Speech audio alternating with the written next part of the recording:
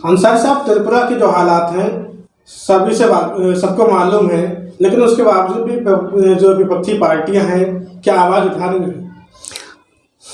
बिल्कुल सही है कि त्रिपुरा के अंदर जो हालात हैं वहाँ पर जिस तरह से मुसलमानों की मस्जिद, मदरसे, मकान और दुकानों को जलाया गया, सरकार यानी पैगंबर इस्लाम की शान में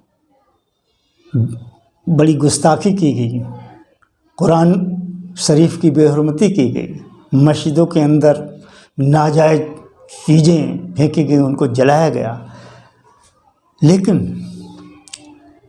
फिर भी अगर मान लो जो सियासी दल हैं, जो सेकुलर अपने कहलाते हैं, उनकी खामोशी बहुत ही दुखदाई है। और हिंदुस्तान की इतिहास में आज़ादी के बाद त्रिपुरा में पहली बार ऐसा हुआ है कि जब बजरंग दल, विश्व हिंदू परिषद, आरएसएस के कार्यकर्ताओं ने पुलिस की मौजूदगी में ये सब काम अंजाम दिए हों और पुलिस मूक दर्शक, तो ये शासन की, प्रशासन की मिलावट से हुआ है, जो बड़े ही देश के लिए दुखदाई है और लोकतंत्र पर एक धब्बा है।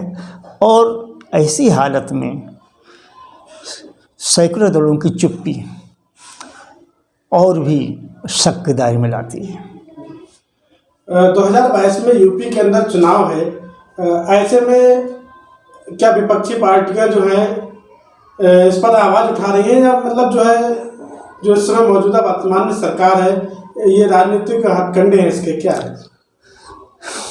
यूपी के अंदर फरवरी में चुनाव प्रस्तावित हैं और सारे दल अपनी तैयारियों में लगे हुए हैं।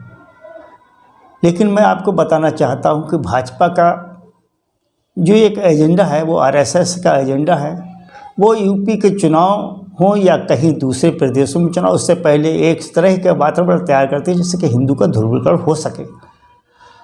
और ऐसी पोजीशन में जो सेकुलर पार्टियां हैं, चाहे कांग्रेस हो, चाहे समाजवादी, बसपा हो या आरएलडी, कोई भी हो, फिलहाल कुल मिला के ये सभी पार्टियां वोट तो चाहती हैं और दिखावा भी करती हैं कि हम हमदर्द हैं, लेकिन ये खुले तौर पर जो मुसलमानों के साथ अत्याचार हो रहा है उस पर बात करने से झिझकते हैं। इनको ये डर लगता है कि कहीं ऐसा ना हो कि हिंदू वोट नाराज हो। तो उन्हें हिंदुओं की फ़िक्र है, जिस तरह भाजपा को हिंदुओं की फ़िक्र है सत्ता हासिल करने के लिए, इसी तरह से यह भी इनको फ़िक्र है। और ये कहीं ना कहीं अंदर खाने इनमें भी वही लोग शामिल हैं जो भाजपा में हैं। एक सवाल और है मेरा, अभी हाल ही में हरियाणा के अंदर जिस जगह बरसों से जुमे की नमाज होती थी वहाँ पे प्रशासन द्वारा हालांकि अनुमति दी गई, उसके बावजूद विरोध होने पे प्रशासन ने अनुमति वापस ले ली, लेकिन उसी जगह पे पूजा अर्चना होना, क्या ये हिंदू मुस्लिम विवाद को बढ़ावा नहीं दे रहा है?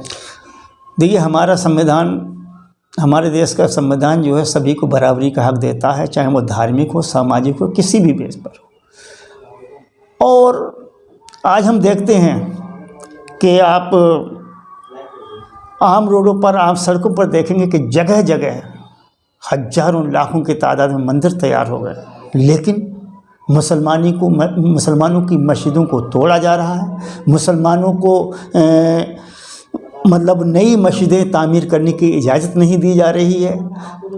और हरियाणा की जहाँ बात है, गुरुग्राम एक ऐसी जगह है जहाँ पर देश के कोने कोने से जो मज़दूर हैं काम करने के लिए आते, बड़ी तादाद में मुसलमान रहते हैं। वहाँ पर कुछ मस्जिदें तो वैसे बंद कर दी, लेकिन गवर्नमेंट की सहमति से एक समझौते के तहत पार्कों में नमाज़ पढ़ने की, जुमा की नमाज़ पढ़ने की इजाज़त दी गई। लेकिन ये वो भी बर्दाश्त नहीं कर सके और हम देख रहे हैं कि वहाँ पर जुमा की नमाज में ये कट्टरवादी हिंदू संगठन के कार्यकर्ता वहाँ पर जाकर हंगामा करते हैं, ढोल गाजे बजाते हैं, लेकिन प्रशासन कोई इस पर सख्त कार्रवाई नहीं करता है। और जहाँ एक तरफ मुसलमानों की नमाज़ पढ़ने पर इतनी कड़े प्रतिबंध, वहीं पर बड़ा अफसोस की बात वहाँ पर पूजा की इजाज़त दे दी गई है। ये लोकतंत्र के ऊपर एक धब्बा है। और हरियाणा सरकार ख़ास तौर से मैं देखता हूँ, मुझे कहने में कोई झिझक नहीं है, वो मुस्लिम विरोधी हो रही है। चुनाव के समय सभी राजनीतिक पार्टियां मुस्लिमों को एक गोट की तरह आजमाती हैं जी। ऐसे में आपकी कई तंजीमें भी, हर धर्म में जो है संगठन होते हैं, आपके धर्म में भी तंजीम है, क्या आपकी तंजीम उन मुस्लिमों की आवाज़ उठा रही है त्रिपुरा में जो जी? आपकी बात सही है। मैं आपको बताना चाहता हूँ कि आज मुस्लिम सियासत जो है वो एक आवारा टाइप की, उसका कोई ख़ास रहनुमा नहीं रह गया है। अब वो इन्हीं सभी दलों के पीछे पड़े हुए, उसका कोई नेतृत्व खुद का नहीं है। तो ये तंजीमें भी ज़्यादातर किसी न किसी पार्टी के सहारे होती हैं। अब उनको आवाज़ उठाते तो हैं। जमीयतुल उलमा हिंद ने वहाँ पर अपना एक प्रतिनिधिमंडल भेजा, उन्होंने जांच की, देखा कि ऐसा नहीं कि सभी हिंदू एक से हैं। वहाँ पर कुछ हिंदू भाइयों ने मुसलमानों की मदद की है, उनको बचाया भी है। लेकिन क्या हुआ कि जो प्रतिनिधिमंडल गया उस पर ही कार्रवाई की गई, उन पर ही मुकदमा कर दिया गया और आरोपी खुलेआम घूम रहे हैं, उन पर कोई कार्रवाई नहीं की गई। अपनी अपनी तरह से मुस्लिम तंजीमें भी आवाज़ उठा रही हैं, लेकिन ये सरकार गूंगी बहरी है और मुसलमानों को कोई आवाज़ सुनना नहीं चाहती है। दूसरी बात एक और है, हमारे मुस्लिम रहनुमा भी इसमें कम दोषी नहीं है, जिन्होंने एक खुदा, एक रसूल, एक कुरान के मानने वाले तमाम मुसलमान हैं, लेकिन उन्होंने अपनी पहचान बनाने के लिए मसलक, मरकज, खानका, इस तरह के सहारे लेकर, फ़िरका परस्ती का सहारा, सिलसिले का सहारा लेकर मुसलमानों को बांट कर रख दिया है। ठीक है, हमारा अकीदा अलग हो सकता है, लेकिन कहीं बुनियादी तौर पर तो सब हम एक हैं, होना चाहिए। लेकिन हमारी मुस्लिम रहनुमा भी इसके लिए जब पूरी तरह से जिम्मेदार हैं। उनको चाहिए कि तमाम मुसलमानों को मुत्तहिद होने की, बुराइयों से बचाने की बात करें, ना कि उनको बांटने की, जैसा कि आजकल चल रहा है। और ये तो वही होगा, अगर यही इनके हाल रहे तो जैसे अल्लामा इकबाल ने कहा था कि ना समझोगे तो मिट जाओगे ऐ हिंदी मुसलमानों, तुम्हारी दास्तां भी तक ना रहेगी दास्तानों में। अगर यही रहा और मुस्लिम रहनुमा इस तरफ ध्यान नहीं देते हैं, मुस्लिम बांटते रहेंगे, तो बुरा हाल होने वाला है। तो क्या लगता है मुस्लिमों के साथ ये अत्याचार हो रहा है या जो दूसरे धर्म है, दूसरे समुदाय के लोगों उन पर भी प्रभाव पड़ रहा है? देखिए,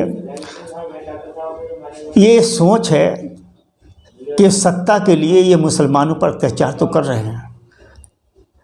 किसी भी गवर्नमेंट का, किसी की सरकार का ये पहली जिम्मेदारी होती है कि वहाँ की जनता के लिए, सबकी भलाई के लिए काम करें। लेकिन यहाँ पर इतनी समस्याएं हैं, महंगाई, बेरोजगारी, क्या एक मुसलमान ही उसमें नहीं प्रताड़ित हो रहा है? हिंदू समाज भी प्रताड़ित हो रहा है। मुसलमानों पर अत्याचार हो रहा है कि ये समझ रहे हैं कि मुसलमानों के यहाँ पर हम अत्याचार करने से क्या हिंदुओं को फ़ायदा हो रहा है? बिल्कुल नहीं।